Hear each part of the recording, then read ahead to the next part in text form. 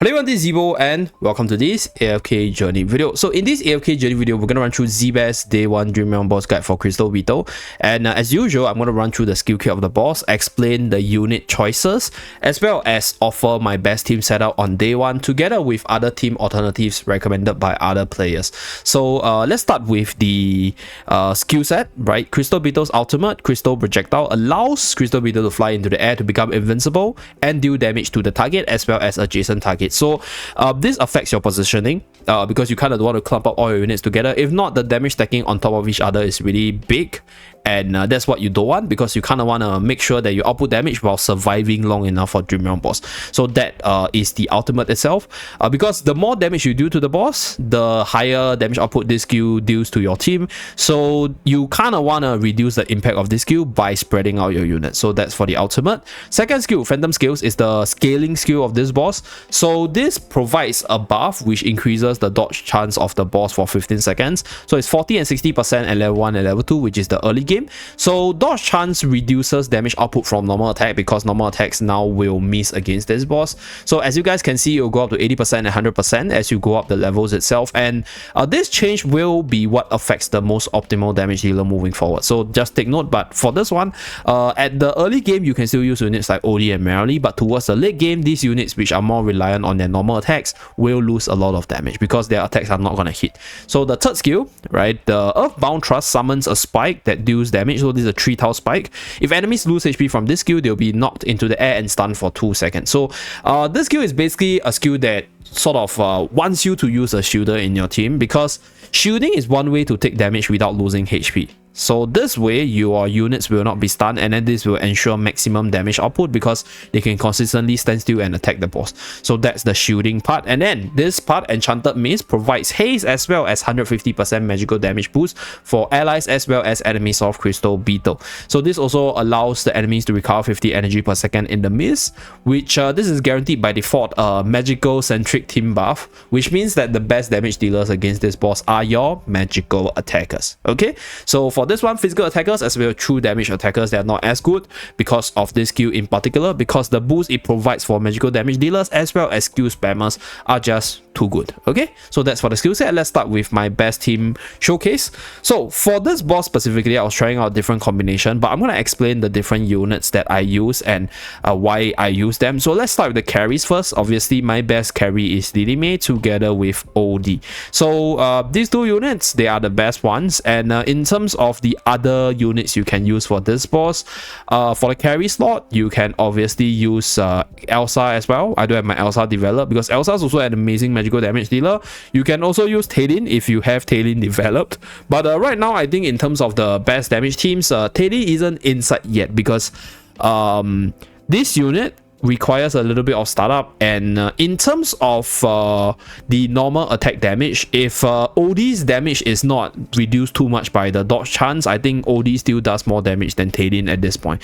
But moving forward, like I mentioned earlier, with the second skill of this boss, the increased dodge chance will actually cause OD to lose a lot of damage, because OD does a lot of damage from his normal attacks. So that is where Talin as well as Elsa, who are more skill centric, will be more prominent moving forward. So that's for the carry units. These two is the best one, and I think these two, they are the most common ones amongst the player base, so therefore I'll be recommending them. If you don't have Lily May, you can also use another unit, right, which is magical damage by nature. I think Satrana as well as Parisa is okay as well.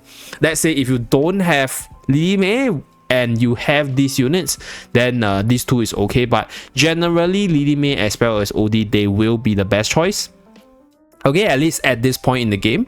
So these are the two carries of choice. Now next, we're gonna talk about the shielder, right? Just now I mentioned that the trust skill, the spike, affects the stun duration of your team. So the best shielder for this boss is none other than Coco with her EX weapon, because Coco with the EX weapon provides a massive shield for 7 seconds that can negate the damage output coming out from the spike itself. So this way your team will not take damage and they will not be stunned by the skill, and that's what you want for this shielder of your team. If you don't have Coco developed, right, and you don't have Coco with the EX weapon, then you can obviously use our dear Lucius, because this unit also has a pretty big AoE shield from from the ultimate itself. Very, very consistent in preventing the stun on your team. So just play around with the different units to sort of see which one works the best for you. If you don't want to use Lucius, you want more synergy for your team, because we will be using quite a few Mauler units. Another free unit you can use is none other than Antandra, because Antandra's second skill has a single target shield, right, which protects the frontmost ally. So this way you can actually put a unit you want to protect on the very first slot over here, so that this unit is consistently shielded, and that way this unit will not be stunned by the skill itself because of the consistent shield coming out from Antandra. So this is another alternative that you guys can use. So this is the shielder category. So I will be showcasing one with our dear Coco. Yeah, because my Coco has an EX weapon. So next, right, we have the support healers. So for me, my best damage team was one using Smokey, and Smokey is put in that position because later on what we will do is we will be sending Coco in with Reina, and Reina will be in the center 3 tiles. So this way, the Earth Spike coming out from the Crystal Beetle, which is a 3 tile white skill itself, will only target the 3 tile in the middle, and that's why we position OD all the way to the left hand side. As for Lily May is going to be inbound a lot, so she doesn't really get hit by the spikes that much. So this positioning is the best for our dear Smokey, because Smokey doesn't get hit by the stun, and therefore he will be able to continuously channel the skill to buff up the team as well as to heal the team itself. Okay, so let me just adjust the levels a little bit for some optimization. Okay, so I'll be showcasing another variant with the team, and the artifact of choice is Verdant Spell for me for the best damage buff for the different units, as well as the best stat buff right now. Okay, so without further ado, let me showcase this team. So the reason why we are using we are sending Coco in with Reina is because we want to make sure that the center 3 tiles has the most units. The tile or the area with the most units will be the area targeted by the third skill of this boss, which is why we are running Reina as well as Coco in the middle, and then Lily May will run up to the tile beside Smokey, which is within the 3 tile range. So you will see this boss consistently spamming the skill in the middle. So this is what we want to achieve, because we don't want the boss to interrupt the aroma of Smokey. So because the Smokey aroma will actually grow in range the more he casts. So OD, which is all the way at the other corner, is not hit by the spike as well, and that's where OD will be able to consistently output damage from there. So this is how the team works. You can see that both Smokey and OD, they are not hit by the boss's spike, so this is what you want. And for Coco itself, Coco is mainly there for the shielding purposes, so there will be certain times where Reina and Coco will be targeted by the boss and will be stunned, but I think it's perfectly fine because they are not your key damage dealers. Your key damage dealers are your OD as well as your DD, as well as all the other carries that you might want to feel for your team itself. Okay, so this is my best damage. We did a new record over here. Let's showcase the damage distribution. Okay, so OD is still doing one of the higher damage against this boss because the dodge rate is only at 60%. So this will change moving forward, but this is my best team for the very first day of Crystal Beetle. Now let's talk about other team alternatives. So before I start talking about the substitutes you can use for my team, I'm going to showcase another team by my friend JJ Guo Wang right here. So 973 million, way higher than mine. All units at level 341 with Verdant Spell as well. This is the damage distribution. So for him, the formation is as such. He ran Mikola and he sent in Lily May with Reina. This way, Mikola will be able to buff up Coco as well as Lily May with the ultimate as well as the arena buff. So apparently I think this buff actually gives more damage output to Lily May as well as more cycling from Coco, and overall I think the damage dealt by Mikola from the EX weapon skill also did quite a bit of damage. So therefore this team, right, what I'll say is the Mikola needs to survive the initial barrage, because I'll showcase the replay later on, but I tried this team, my Mikola wasn't able to survive yet. So her dying pretty early on actually OD caused me to lose a lot of damage. So this is the caveat for those of you guys who wants to try this team. So you can see that the Lily May actually did more damage than OD in his comp over here. Okay, so let's run through the replay.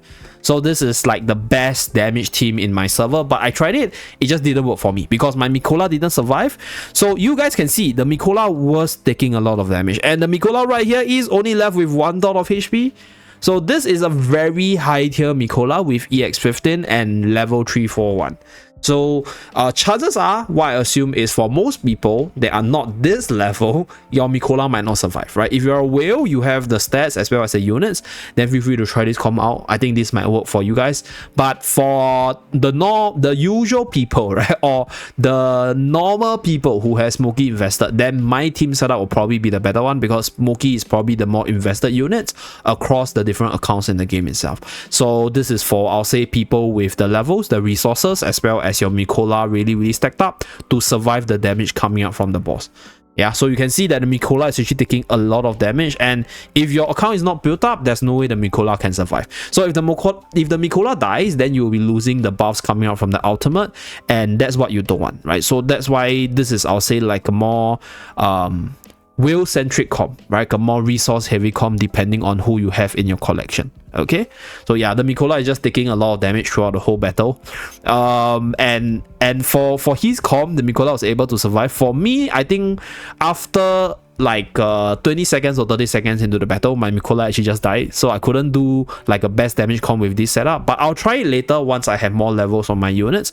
So right now I'm playing with level 341 or only 3 units, so later on I will use all the AFK hourglasses or the power-ups to get more EXP, and then that's where I will try out this comp myself to see whether I can do better damage. Okay, so this is the formation. This is provided if you can survive, or your Mikola can actually survive the damage from the boss itself. So next, let's talk about the substitutes for other units for those of you guys who have a more limited hero collection.